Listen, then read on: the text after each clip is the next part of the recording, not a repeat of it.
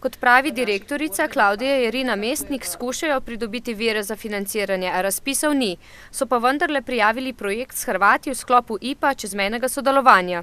In smo prijavili zgornje prostore, kjer bi dokončali AV oddelek, ki bi bil dostopen, namenjen predvsem mlajši generaciji, ker bi bili tam televizorji, računalniki, poslušanje glasbe. Čakamo na odgovor, kakor smo zvedeli, naj bi bil odgovor nekje maja. V primeru uspeha bi tako uredili vsaj del prostorov, ki zdaj samevajo.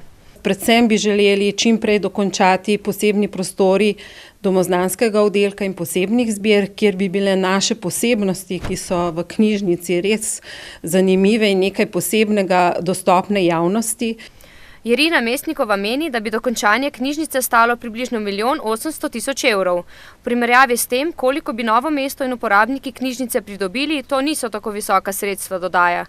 Prvi mož občine pravi, da je dejansko sramota, da knjižnico delajo že 18 let.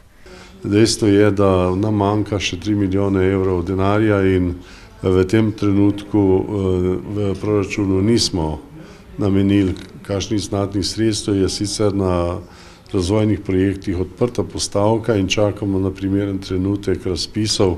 Brez državnih in drugih virov bo ta projekt še nekaj časa stal na mestu. Enako velja za druge objekte kulturnega značaja, poudarja Muhič.